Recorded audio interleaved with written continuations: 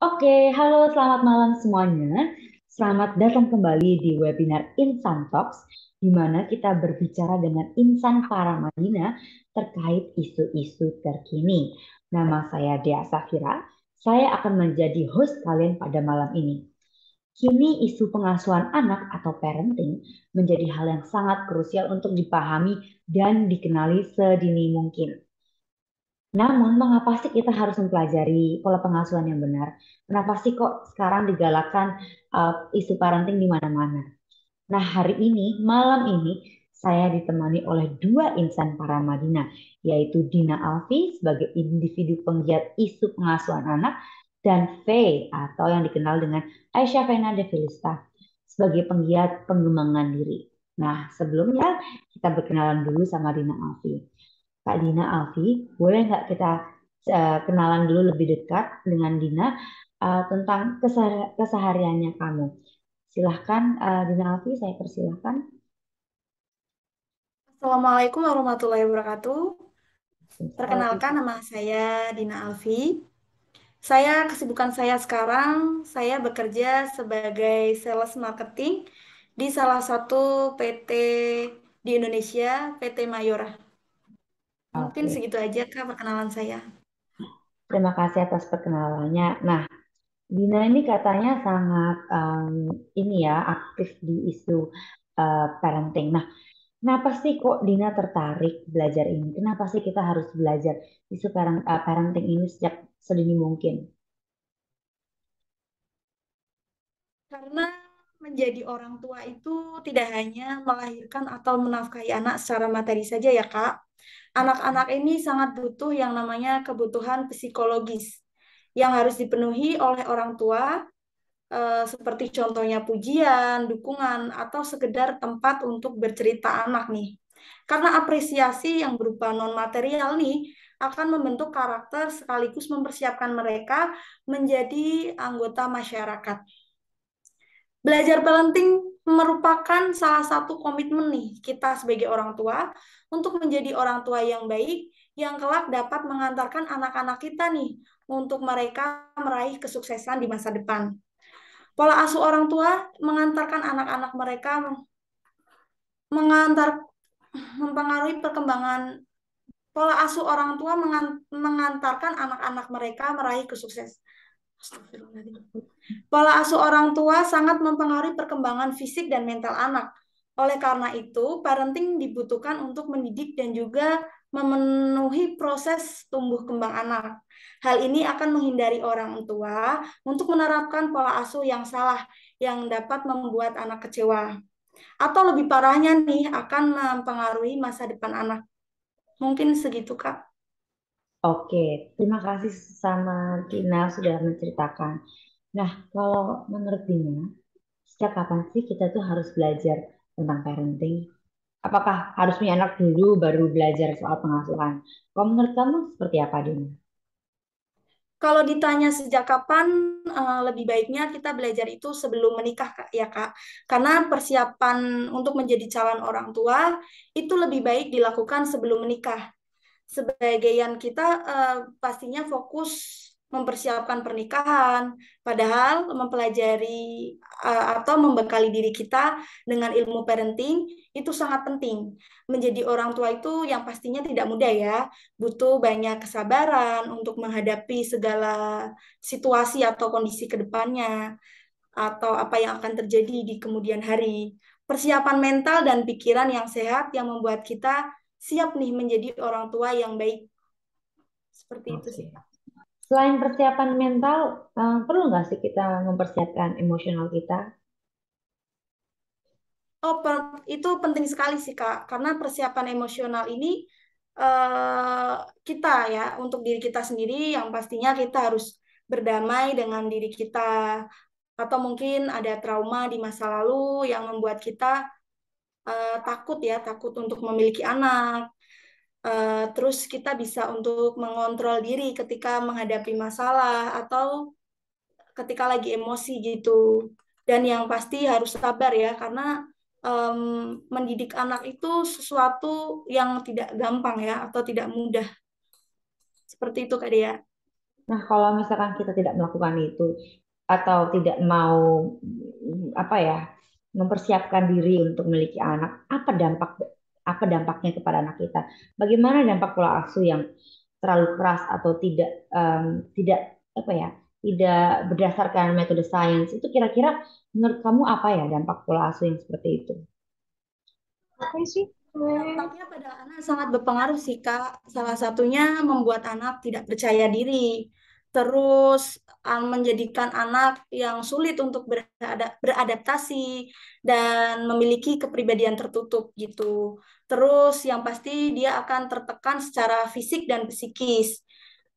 Yang lebih parahnya bisa meracuni pola pikir anak nih, karena apa yang dialami anak-anak ketika masa kanak-kanak itu sangat berpengaruh besar pada kondisi anak-anak ketika dia tumbuh menjadi dewasa dan memiliki trauma tersendiri gitu. Oke, terima kasih Dina Alfi sudah menjelaskan. Nah, saya mau ke V atau Asyafena. Tadi kan kita sudah membahas mengenai pola pengasuhan. Tapi sebelumnya kita mau kenal dulu nih sama V. V boleh bantu jelaskan tentang siapa V, aktif di mana, dan apa kegiatan sehari-hari V? Oke, baik. Terima kasih Kak Dea. Nama saya Aisyah Fena Devlesa atau biasa dipanggil V. Sekarang saya aktif bekerja di sebuah perusahaan farmasi, kalau Bio Farma, sebagai resepsionis. Seperti itu untuk keseharian saya. Ya, saya suka baca buku. Seperti itu Kak Dea. Oh, begitu. Nah, kalau kamu tuh tertarik tentang isu pengembangan diri itu sejak kapan dan kenapa kamu tertarik? Untuk sejak kapannya sih, semenjak aku masuk dunia kerja ya, seperti itu.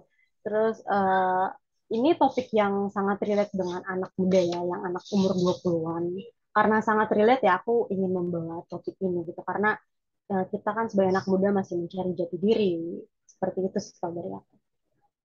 Oke, nah ngomong-ngomong soal jati diri, hari ini tuh banyak banget orang-orang yang merasa insecure atau tidak percaya diri. Kira-kira dari mana sih datangnya rasa insecure itu, Faye? Rasa insecure itu pasti datangnya, faktornya banyak ya Kak Dea ya. Bisa dari eksternal. Untuk eksternal tuh pasti faktor utamanya dari lingkungan. Entah itu lingkungan pertemanan, persahabatan, atau lingkungan kerja. Atau juga bisa balik lagi ke topik tadi, cara pola pengasuhan orang tua yang salah terhadap anaknya. Jadi mengakibatkan saat anak dewasa itu mereka menjadi pribadi yang kurang percaya diri atau insecure. Dan juga sebenarnya insecure itu juga bisa dari faktor internal atau dari dalam pikiran kita gitu. Kita cenderung untuk membandingkan diri kita dengan orang lain, membandingkan dengan apa yang kita tidak punya dengan apa yang orang lain punya gitu. Jadi korelasinya juga bisa disangkut pautkan rasa tidak bersyukur seperti itu sih tadi. Rasa cemas akan kemampuan internal kita gitu. Nah, Seperti itu kan. kalau kita tahu dan tidak percaya diri gitu ya, kira-kira bagaimana kita bisa belajar untuk menerima diri kita sendiri? Kalau dari aku ya, belajar menerima diri sendiri itu pasti tidak mudah sebenarnya dan butuh waktu yang panjang. Kalau dari aku sih yang pertama itu harus berdamai dengan ketidaksempurnaan kita. Terima kalau kita salah, tapi bukan berarti kita itu tidak mau memperbaikinya. Bukan cara kerjanya seperti itu. Dan yang kedua itu mungkin coba dengarkan diri sendiri. Dengarkan apa yang kita butuhkan. Karena dengan dengarkan diri kita sendiri itu bisa menjadi first step cara kita menghargai diri kita sendiri. Untuk yang ketiga itu menyelidiki kekurangan kita dan fokus pada kelebihan kita. Hal ini juga bisa kita terapkan ya agar kita tuh tahu gitu, apa kekurangan dan kelebihan kita, apa yang harus kita perbaiki dan apa yang harus kita optimalkan di kelebihan kita. Dan yang keempat itu belajar untuk mengekspresikan diri sendiri. Dengan kita belajar mengekspresikan diri sendiri itu kita jauh lebih menjadi manusia. It's okay not to be okay. Nggak apa-apa kamu merasa marah, merasa sedih, dan merasa kecewa. Itu sebenarnya normal. Uh, Selama masih di batas wajar ya teman-teman. Dan yang kelima itu redam kritikan keras terhadap diri sendiri. Itu sih yang paling penting. Terkadang kita menjadi kritikus paling keras ya terhadap diri sendiri. Kita boleh menyadari suatu kesalahan yang kita perbuat dan kita harus tahu nih kita harus ada perbaikan di kesalahan itu ya. Kalau dan itu juga harus ada batasnya kritikan itu, jangan sampai berlebihan. Kalau misalkan kita terlalu keras dengan kritikan sendiri, kita jadi sulit nih untuk menerima diri sendiri. Itu sih untuk dari aku Kak Dea.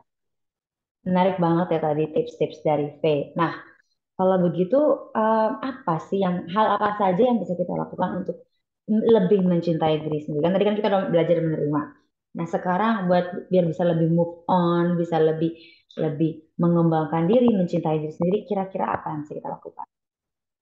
Baik, kalau dari aku suka banget meluangkan waktu saat liburan, mungkin saat day off kerja itu meluangkan waktu untuk diri sendiri, misalkan pergi ke mall atau kemana itu sendiri, karena dengan saya itu aku menjadi lebih tenang gitu dan aku bisa melakukan apa aja yang aku suka. Dan yang kedua aku tuh sebelum tidur selalu mencoba latihan journaling, mencoba menuliskan apa saja yang aku rasakan pada hari itu. Dan menurut aku kalau aku journaling, aku merasa saat aku menuliskan apa yang aku alami pada hari itu tidak ada yang menghakimi. Dan dengan journaling kita bisa berkaca dengan masa lalu agar diperbaiki pada masa depan seperti itu. Dan yang ketiga itu lakukan hobi. Dengan kita lakukan hobi kita bisa having fun dan bisa tahu apa sih yang kita bisa, apa sih kemampuan internal kita seperti itu, sehingga kita bisa lebih percaya diri ya. Dan yang kelima itu pastinya jangan membandingkan diri dengan orang lain. Dengan kita membandingkan diri sendiri itu kita dapat mempengaruhi pola pikir kita ya, karena kita tuh seolah-olah menjadikan orang itu sebagai panutan, hingga membuat pandangan kita itu jadi terbatas seperti itu. Itu sih dari aku, Kak Dea. Oke, terima kasih ya, V. Nah, aku punya pertanyaan terakhir untuk kalian berdua. Tapi kita ke Alfi dulu. Pertanyaan sama, bagaimana nih bagaimana kita membangun generasi yang lebih baik dengan pola pengasuhan yang baik serta agar anak menjadi percaya diri. Menurut Alfi seperti apa?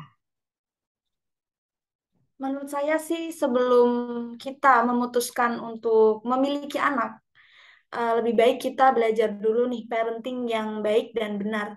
Karena pola pengasuhan yang positif sangat penting untuk membentuk karakter anak karena karakter yang menentukan sikap dan tanggung jawabnya di masa depan.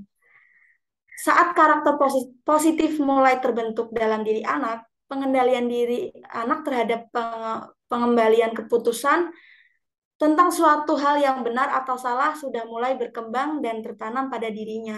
Gitu sih, Kak. Oke, nah kalau kayak gimana? Kalau menurut aku dengan kita menciptakan generasi yang lebih baik itu pastinya harus dimulai dari diri sendiri ya teman-teman.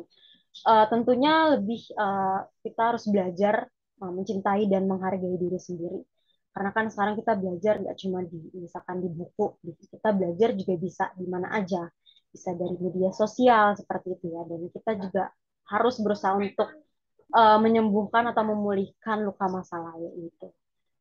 Atau mungkin luka dari orang tua yang pola pengasuhan yang kurang baik seperti itu. Kita harus belajar untuk memulihkan sekarang kan yang dinamakan inner child ya. Dan kemudian setelah kita belajar itu kita jadi tahu value kita apa dan kita juga pasti tahu jadinya untuk menciptakan generasi yang baik dan berkualitas gitu Kak Dea untuk dari aku. Oke, menarik sekali ya pemaparan dari insan-insan para marina ini. Ternyata mereka punya pemikiran yang menarik terkait pengasuhan anak serta pengembangan diri. Terima kasih teman-teman yang sudah hadir malam ini dan terima kasih juga buat yang sudah menonton. Saya Dea Safira dan narasumber di sini pamit undur diri. Semoga perbincangan kami kali ini bisa menjadi berkah untuk kalian semua. Terima kasih dan selamat malam. Sampai jumpa lagi di Instant Talks berikutnya. Dah.